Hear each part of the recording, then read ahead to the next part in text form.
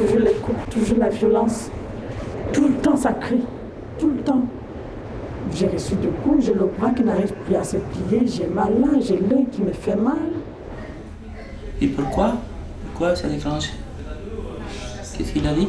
Il a dit quelque chose? Il veut te contrôler. Aurélie a 21 ans. Elle est apprentie comédienne à Paris. Elle rentre en train, pas loin de Fontainebleau, là où elle vit. 1 heure de trajet tous les soirs pour retrouver Grégory, dont elle partage la vie depuis 8 mois. 1 heure pour cogiter, pour s'angoisser sur ce que Grégory peut faire au même moment. Là, c'est juste un mini-message, le 4e de la journée. Avec Grégory, elle utilise son téléphone de façon intensive. Je le harcèle quand même, parce que des fois je peux faire 10 appels à la suite, quoi. Dès que je suis toute seule, dès que j'ai envie d'être avec lui, que je suis pas avec lui, je sais pas où il est, je sais pas ce qu'il fait. Ça trotte un peu dans la tête. Il me dit qu'il est à tel endroit, il n'est pas là, donc je me dis peut-être qu'il a rencontré quelqu'un dans la journée. Il sait que je suis jalouse, hein, il me le dit tout le temps, il fait ouais, des fois t'es chiante à être jalouse parce qu'il n'y a pas de raison d'être jalouse. Mais bon, je pense que je suis un peu comme toutes les filles, on aime bien savoir tout ce qui se passe, on aime bien contrôler. C'est surtout, je pense, ouais, la jalousie c'est plus du contrôle. Savoir contrôler. Ce vendredi pour Aurélie, c'est soirée bowling à Montargis avec Grégory et leurs copains. Grégory, c'est lui. À 22 ans, il est pompier volontaire, du coup il est souvent absent de la maison, il doit même parfois dormir à la caserne. Alors Aurélie se méfie et le surveille. Et tout passe par le téléphone portable, le sien, mais aussi celui de Grégory. Donc comme il me dit, si j'envoie un message à une fille, je vais pas le garder, hein, je vais l'effacer. Mais au moins je vois ce qu'il envoie, tu vois. Tu vois, à quel point t'es dans la... Bah déjà je regarde qui c'est, je retiens le numéro. Et après j'appelle. Non, j'ai jamais appelé. Mais j'avais gardé le numéro de son ex, au cas où, et je l'avais effacé dans son portable. Voilà. Ça vous arrive d'effacer des messages? Non, ça m'arrive pas d'effacer des messages, mais quand je vois un message, je vais le voir et je sais c'est quoi ça. Et on en discute. C'est pas totalement faux, c'est pas totalement... Surveiller son ami, elle s'en vante devant ses copains, mais comment réagit le principal intéressé? Quel effet ça vous fait de savoir qu'Aurélie fouille dans votre portable? Ah bon, je sais pas. S'y faire. J'ai rien à cacher, mais bon. Il fouille dedans. Et elle me le cache. Genre, tu m'as déjà avoué que tu l'avais fait. La dernière fois, tu sais, j'arrive, mon portable il est allumé, c'est l'écran de veille, il est allumé. Je fais ta fouille dans mon portable? Bah non, arrête, c'est encore allumé. L'attitude d'Aurélie n'est pas bien comprise par ses amis. C'est trop, elle est trop jalouse. Je dis pas ça méchamment. Pour moi, elle est trop possessive. Si je faisais rien, c'est que je me foutrais complètement, quoi. Il y a rien, il y a trop. Oh, et arrête de dire que c'est trop non plus. Il y a une fois où elle m'a appelé chez moi, enfin sur mon portable, et j'étais chez moi et elle voulait pas me croire. Et j'avais personne, enfin j'avais pas mes parents pour confirmer. En rigolant, je lui ai dit ouais, tu veux que je fasse aboyer ma chienne ou qu'elle fasse quelque chose, et elle voulait quoi. Mais j'ai jamais réussi à faire aboyer le chien. Si Aurélie s'en tient au téléphone, d'autres jalouses ont d'autres techniques. Des méthodes plus radicales et plus sournoises. Nous sommes à Marseille. C'est ici, dans ce quartier populaire, que vit Geneviève, 32 ans, avec son mari et leurs 3 enfants. Assistante maternelle à temps partiel, elle est souvent à la maison.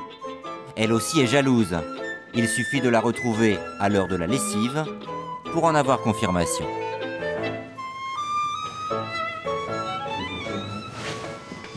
Ben, je fouille ses poches, comme tous les jours quand je fais ma machine. Je suis à l'affût.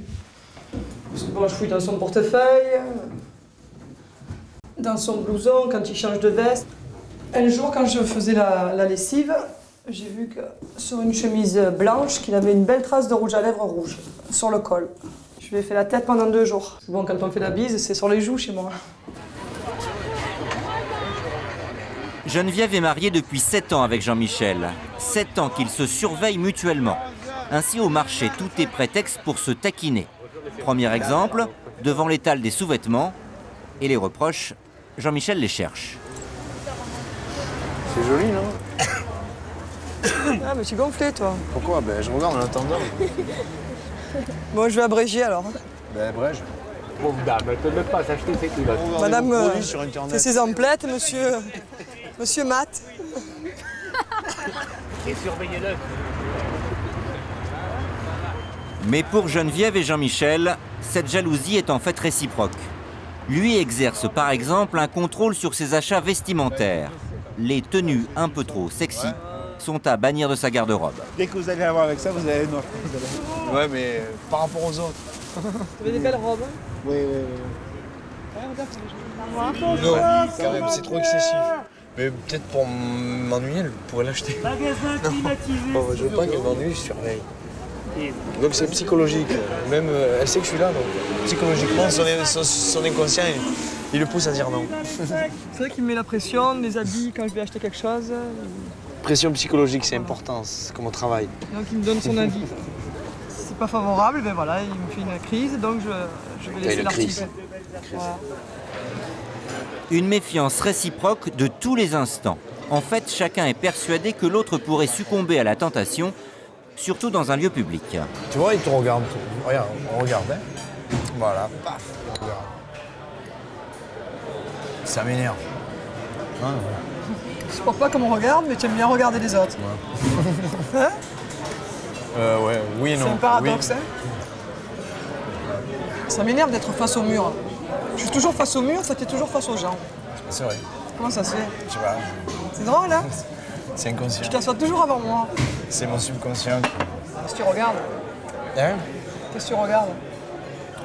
Bah les gens qui sont devant.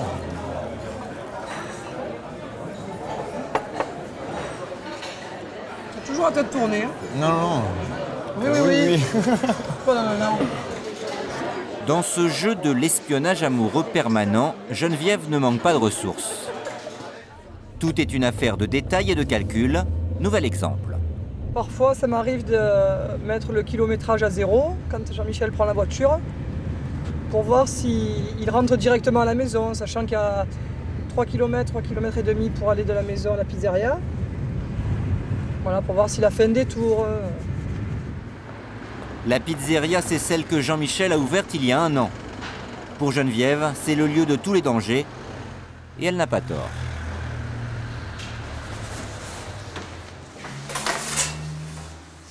C'est vrai, ce qui énerve ma femme, c'est même si je suis là, eh ben je vois qui passe. Je sais pas, c'est fatalité, je crois. Ou un manque de chance. Juste quand je regarde, elle est belle. Et comme par hasard, Geneviève ne le laisse pas longtemps seul à la pizzeria. Elle le rejoint tous les soirs. Ok, pizza au chorizo. Salut. Ça va? C'est bon, j'y vais? Ouais, ça va, chérie. Ben, je surveille Jean-Michel pour voir un peu avec la clientèle féminine. C'est Et alors, qu'est-ce qui se passe s'il y a une femme qui rentre? Ben, si une femme qui rentre, tout dépend si elle est jolie, si elle est moins jolie. Si elle est jolie. Si elle est jolie, bon, là, on la sert comme une cliente normale, mais bon, il faut pas qu'elle s'attarde.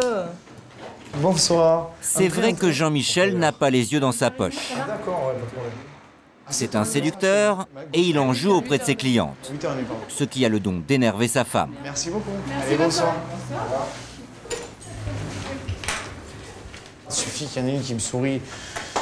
Parce que, je sais pas, parce que c'est une voisine.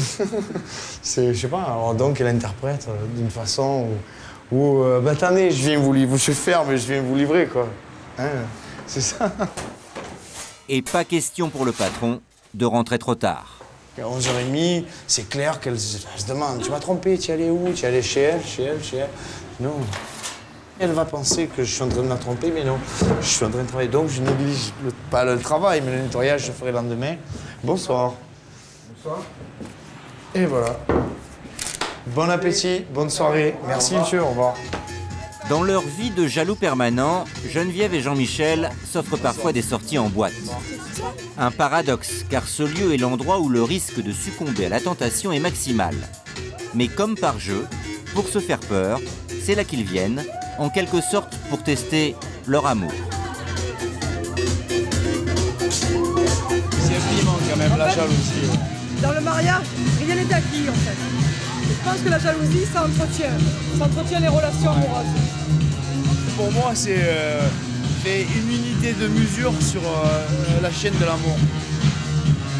Si le jour je suis plus jaloux, c'est que forcément j'en ai rien à foutre. La surveillance mutuelle peut-elle vraiment être un moteur dans le couple? Est-on toujours naturellement jaloux de celui qu'on aime? Réponse auprès des docteurs Pecot et Krottenberg. Ils sont psychiatres, ils ont étudié la jalousie. Pour eux, amour et jalousie ne font pas bon ménage. La jalousie, c'est finalement pas un signe d'amour de l'autre, contrairement à ce qu'on croit. Il faut de la confiance dans un couple. L'amour est basé sur la confiance de l'autre, en l'autre. Si on n'a pas confiance, où est l'amour? Quelque part, moi je pense que les jaloux n'aiment pas, quelque part. Ils possèdent, mais ils n'aiment pas. Ces psychiatres savent bien que la jalousie, quand elle atteint un certain degré, ne doit pas être prise à la légère. Je crois qu'il faut bien distinguer la jalousie comme sentiment, finalement, émotion qui existe, universelle, qui existe depuis toujours et qui existe depuis que l'on est petit. Et du délire de jalousie qui fait partie des délires paranoïaques et qui sont des délires pathologiques. Qui se manifestent comment? Qui peuvent aller jusqu'à des choses assez graves, qui relèvent d'un délit, qui peuvent aller jusqu'au code pénal, qui peuvent aller jusqu'au meurtre. Mais ça peut passer aussi par simplement surveiller l'autre, faire des filatures, surveiller le carnet de rendez-vous et maintenir une pression comme ça insupportable sur l'autre. Les filatures, ce n'est pas que dans les films. Nous voici à Paris avec des professionnels. Veste à jean, pantalon en velours et pain de parking. D'accord, merci madame. C'est bien lui. Pierre Audren, détective privé depuis 15 ans et spécialiste des filatures en tout genre. La filature de couple représente 15% de son activité. Accompagné d'une autre détective, il suit aujourd'hui un homme dont la femme est plus que méfiante. C'est la 4e filature qu'elle demande en 3 mois. Elle trouve suspectes les sorties de son mari. Contrairement à elle, lui ne travaille pas. Parce qu'il s'absente dans la journée comme ça, 1 heure ou 2, et il ne lui dit pas, en fait, quand il rentre, il ne lui dit pas ce qu'il fait. Il élude toujours ce qu'il fait pendant qu'il sort. Voilà. Il va se garer là. Bon, c'est bon. Garde-toi, je vais le suivre. Sans jamais le quitter des yeux, il suit l'homme à distance respectable. Objectif, déceler le moindre indice qui pourrait laisser supposer un rendez-vous galant. Dès qu'il le peut, Pierre transmet ses impressions par micro à sa collègue. Il ne se passe absolument rien, il ne semble attendre personne. C'est le calme plat, voilà. Une demi-heure à la terrasse du café, personne ne semble rejoindre l'homme. Les détectives attendent. Et c'est reparti en voiture, toujours à vue, pour ne rien rater de ce que fait l'homme surveillé. Oh, il a passé un coup de téléphone 2 minutes. C'est lui qui l'a passé le coup de téléphone. C'est lui qui l'a passé? Ouais. À force de faire des filatures, Pierre a bien compris les informations qu'attendent ses clients et elles sont différentes suivant leur sexe. Alors, la jalousie féminine, c'est surtout par rapport au physique, à l'âge de la maîtresse. Voilà, imaginer de la maîtresse et elle veut savoir comment elle est, si elle est mieux qu'elle. Donc en fait, c'est le conte de Blanche-Neige. Beau miroir, suis-je toujours la plus belle? Alors que l'homme, lui, va s'intéresser surtout au statut social de son rival. Voilà, qu'est-ce qu'il fait, où est-ce qu'il travaille, qu'est-ce qu'il a comme voiture, qu'est-ce qu'il a comme maison. Ça sera beaucoup plus matériel. Il sort sa carte de parking, ça veut dire vas-y, c'est bien. Attends. Voilà, je vais poser. Et la filature se poursuit à pied. Là, au coin de la rue, c'est peut-être enfin un lieu de rendez-vous pour l'homme surveillé. Il est passé devant des sex shops sans même y prêter attention. Il semble être devant une bijouterie. Il a juste regardé la vitrine 2 minutes et il repart.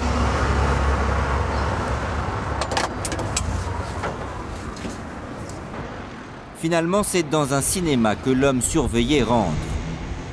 Mais y sera-t-il seul? Pierre doit savoir. Il le rejoint très vite et assistera à la première demi-heure du film. Bilan de cet après-midi de filature, rien à signaler. Ça fait, on nous a baladé toute la journée depuis 3 h de l'après-midi. Là, il va rentrer tranquillement chez lui à 19 h après avoir fini son film d'action. Pour Pierre, c'est l'heure de faire le compte-rendu à sa cliente qui a dépensé 240 € pour tout savoir de l'après-midi de son mari et du film qu'il a vu au cinéma. Donc apparemment toujours rien et aucun signe. Mais vous êtes sûr qu'il n'est pas sorti par une autre sortie après et que vous ne l'avez pas vu et qu'il a rejoint quelqu'un pendant ce temps-là? Cet argent qui retire, il faut bien qu'il serve à quelque chose. Ça me paraît bizarre, il faut payer une chambre d'hôtel en argent liquide, il peut, je sais pas, il accorde pas des femmes et... Non, justement. Non, il le nez dans ses journaux et il ne regarde absolument pas les femmes passer.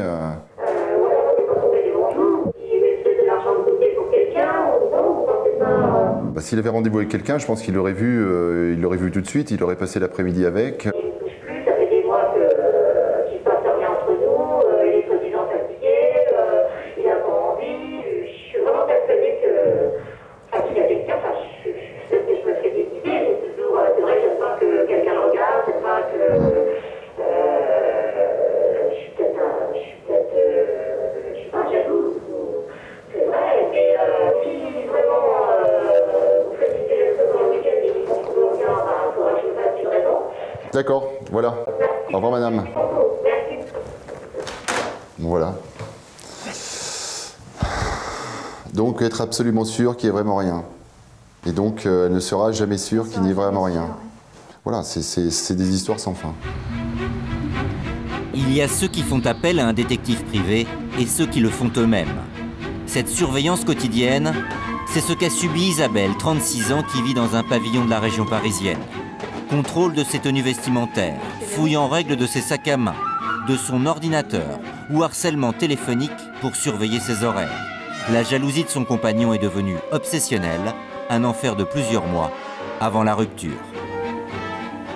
Moi, je supportais plus et j'avais même plus envie de rentrer chez moi. Je préférais traîner au boulot. Même être dans les bouchons, ça m'arrangeait parce que tant que j'étais dans les bouchons, je le voyais pas. Au revoir. Sa liberté, Isabelle commence à la retrouver avec ses copines. Ici, c'est avec Nadine qu'elle vient chercher le dîner, des pizzas. Et ensemble, sur le chemin du retour, elles se souviennent de l'espionnage permanent de l'ex-compagnon d'Isabelle. Isabelle, tu te souviens quand il était caché là? Ah oui, c'était là, oui. En bas de chez toi, juste avant. Sa voiture était cachée sur la droite et il nous attendait. Il attendait savoir si je rentrais bien avec Nadine. C'était pas la première fois, j'ai déjà trouvé là en bas. En bas de chez vous? Ah oui. Qu'est-ce qu'il faisait en bas de chez vous?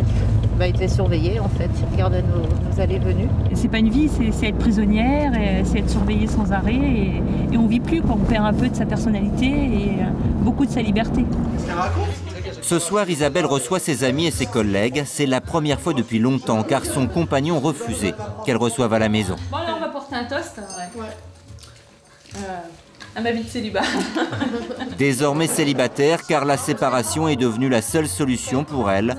La rupture a eu lieu il y a 3 mois. La jalousie a fait que les sentiments sont partis petit à petit, quoi.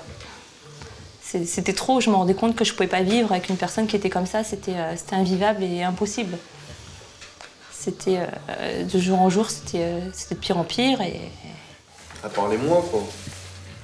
Bah, avant, elle était triste, quoi. Quand elle avait le boulot, elle était pas bien. Elle s'habillait mal. Non, mais c'est vrai. Ah, tu revis, hein. C'est vrai que ça fait plaisir. Mais la rupture n'a pas tout réglé. Son ami a alors franchi une nouvelle étape dans sa jalousie obsessionnelle. Et après, je crois que c'était encore plus infernal que la vie que j'avais avec lui, puisqu'après, il allait questionner mes amis. Et je pense qu'il m'espionnait, puisqu'il a dit à un ami à moi qui me surveillait, que le soir, il passait dans ma rue, savoir s'il y avait ma voiture, savoir s'il y avait de la lumière chez moi, savoir avec qui j'étais. Et l'étape suivante, ce fut même des menaces, pendant quelques semaines. Après notre séparation, quand il m'appelait, et ce jour-là, il m'a dit que il avait plus peur de la mort, il avait perdu la vie quand il m'avait perdu, et la personne qui m'approcherait, enfin qui lui prendrait sa femme, elle allait mourir.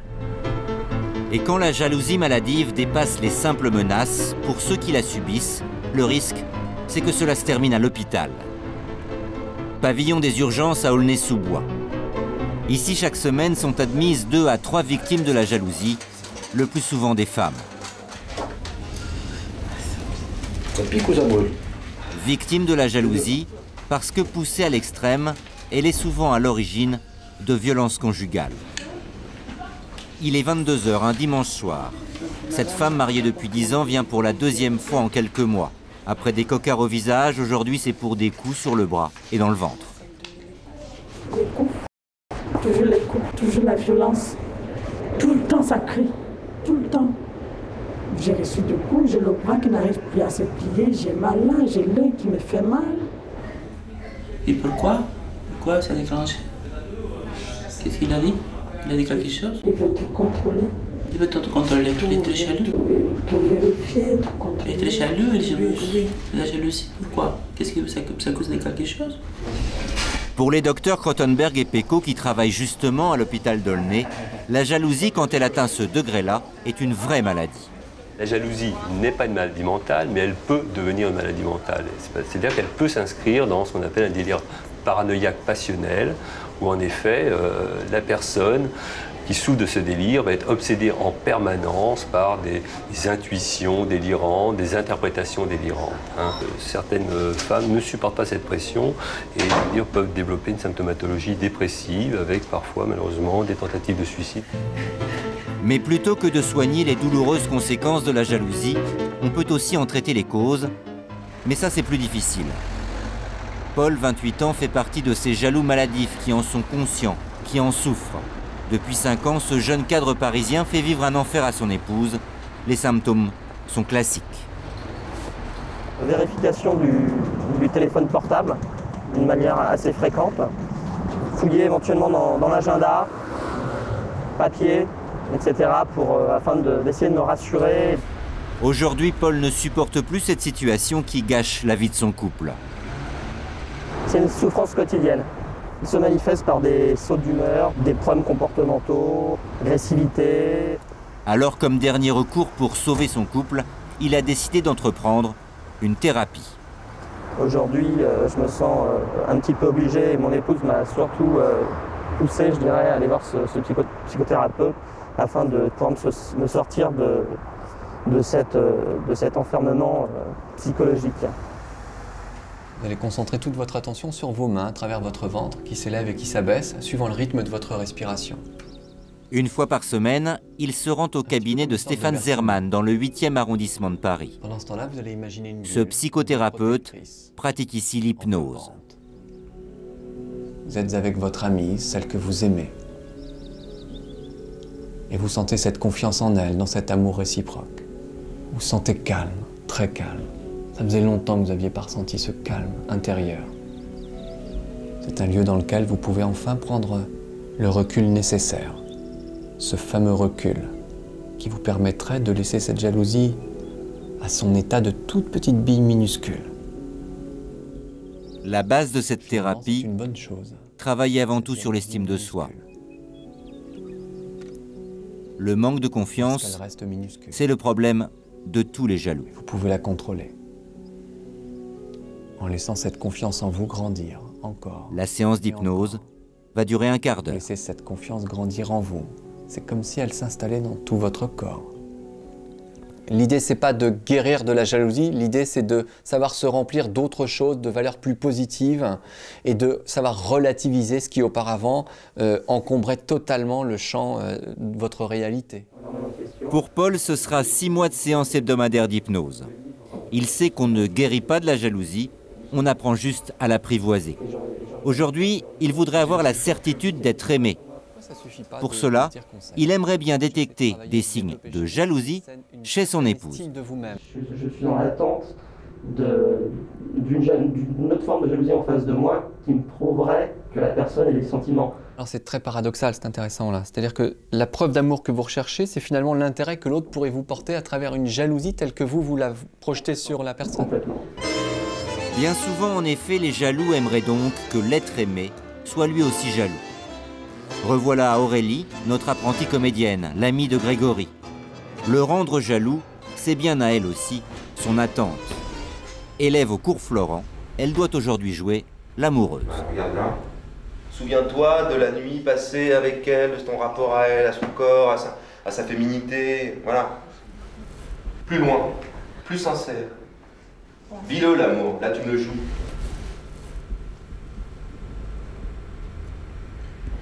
Un vrai baiser, pas une...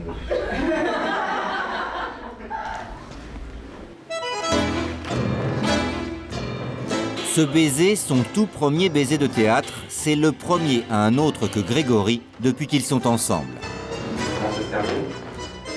Elle lui annonce aussitôt la nouvelle par mini-message, comme il se doit. Après cette annonce, sera-t-il jaloux? Elle le craint, mais elle l'espère tout à la fois. Mais ça rendait bien. Ça rendait bien. En plus, il n'a pas été de main morte. La première fois, ça faisait faux, c'était petite carré. Ouais, non, mais en plus, Rinaldo, vas-y, moi j'avais les lèvres comme ça. Et aussitôt le cours achevé, Aurélie s'empresse d'aller retrouver Grégory. Embrasser un garçon. Ouais, c'est lui qui m'a embrassé, c'est pas pareil. Vous étiez deux. Oui, mais non, bah moi j'étais mal et puis voilà quoi. Je suis conscient que c'est là-dedans, enfin j'étais au courant donc. Après je fais confiance, c'est que du théâtre. Et oui, pas de chance pour Aurélie, tout le monde ne devient pas jaloux.